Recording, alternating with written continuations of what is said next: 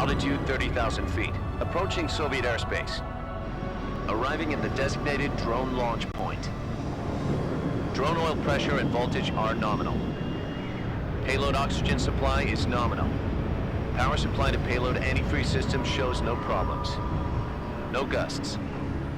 All systems go for drone detachment. Snake, we can't risk a halo jump this time around. Airspace security has gotten tighter since we were last here. We can't get as close to the ground as we did during the Virtuous mission. So instead, we'll be using one of our newest weapons. Snake, you're being given an honor on par with Alan Shepard. This is our last chance. Show your patriotism. If you fail, you'll be back in a hospital bed again, waiting for the firing squad.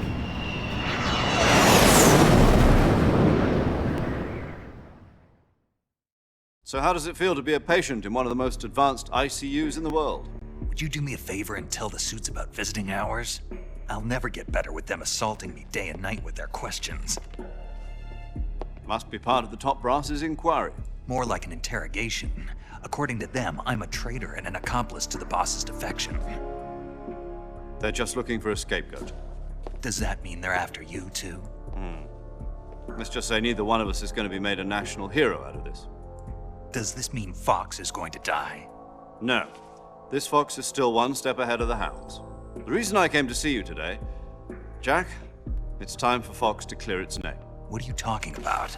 The situation has changed. We've still got a chance to come out of this one alive. Yeah, what kind of chance? Don't get too excited. Here, have a cigar. It's Cuban.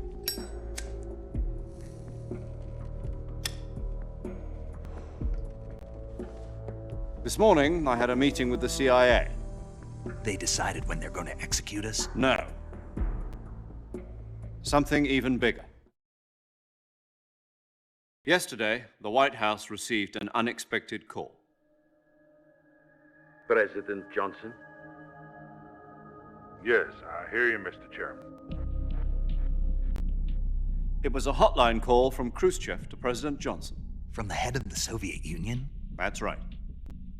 A few days ago, one of our country's main design bureaus, OKB 754, was destroyed in a nuclear explosion. At about the same time, our anti-aircraft radar picked up a signature that appeared to come from one of your military aircraft. Does any of this sound familiar to you? In retaliation, I have placed our armed forces on secondary alert. Depending on your response, I may be left with no choice but to order the military to maximum alert and unleash Armageddon. With the help of your predecessor, I was able to survive the Cuban incident. But my power is not as great as it once was. If I am to survive this crisis, I must have your full cooperation. I should have contacted you myself. Did you know that one of our soldiers defected to your country a week ago? No. So you haven't heard then. The man who arranged the defection was a GRU colonel by the name of Yevgeny Borosovich Volgin. Volgin, of the Brezhnev faction. Go on. Who is the soldier? Her name is the Boss. She's a living legend. During World War II, she was the one who led us to victory in that war. In Russia, you know her as Voyevoda. You mean the boss?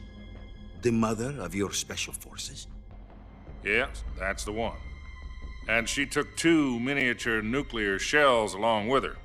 The boss took 2 miniature nuclear shells. I'm afraid so. I believe they were a gift for her new hosts. The Davy Crockett Atomic Battle Group delivery system was completed 2 years ago. But serious problems were found with the launcher's range and precision. Although they were mass-produced, they've never been deployed in battle. But Sokolov's research facility was completely wiped out. The whole area is polluted. I can only offer you my deepest condolences over this terrible tragedy. So, The boss, with Colonel Volgin's help, stole 2 experimental nuclear shells and took them with her as gift when she defected. Then, shortly thereafter, Sokolov's design lab, a top-secret military research facility, was destroyed by one of these weapons. Am I right so far? Yes, that's correct. And the American government denies any involvement in the affair. Is that right as well? That's correct. We were not involved in any way. Then what was a U.S. military aircraft doing on our radar screen? It was clearly in violation of our airspace. And yet you say it was not acting under your orders. That's correct. You expect me to believe that this was all the work of a single soldier? I don't know what else to tell you. The army insists that this is all a ploy on your part. I've said it once and I'll say it again. Our government had nothing to do with it. And I would like dearly to believe you. However, I'm afraid my power over the military has weakened since the Cuban incident. I will need some kind of proof that this was not the action of the American government. You have 1 week. You must catch the boss yourselves and recover the remaining nuclear device. Then, you must find some way to prove your innocence. Prove our innocence. Yes, preferably something painful. Prove to me that this is not merely another one of your tricks. The boss should be close to Colonel Volgin. How about a little co-action? I would not expect too much if I were you. The political situation here is unstable. And Colonel Volgin is a member of the Brezhnev faction, which seeks to topple my government. 1 week. You have only 1 week. And if it is not too much to ask, do something about Volgin as well. What is that supposed to mean? Nothing. It means nothing. Call it a modest gentleman's agreement to ensure our continued relationship. What if we can't prove our innocence? Then I will be unable to restrain the military. I will be ousted, and they will seek their revenge. A nuclear attack on the United States? I leave the disposal of this situation entirely to your discretion, Mr. President. Disposal, huh? If you fail, it will mean the beginning of a new world war. To put it simply, in order to avoid a full-scale nuclear conflict, we have to prove that America was not involved in that explosion. And eliminating the boss ourselves will prove America's innocence? Right. The higher-ups have decided that you're the only one capable of pulling this off. You were her last apprentice. Screw this one up, and we'll both be 6 feet under. There's no choice.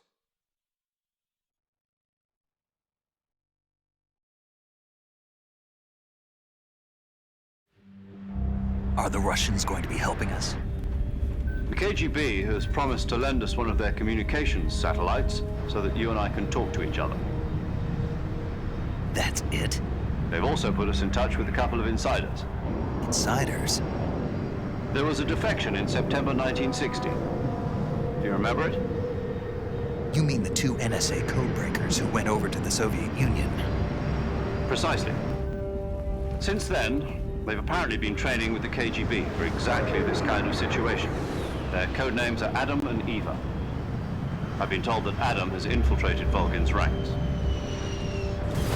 We've also arranged for him to provide you with an escape route. You'll need to rendezvous with him when you get there.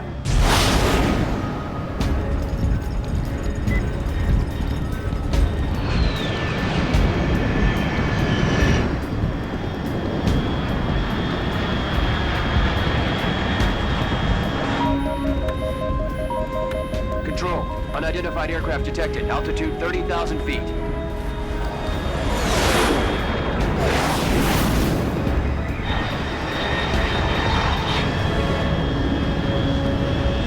It's fast. Estimated airspeed exceeding Mach 3. Bearing south. I'm about to lose it.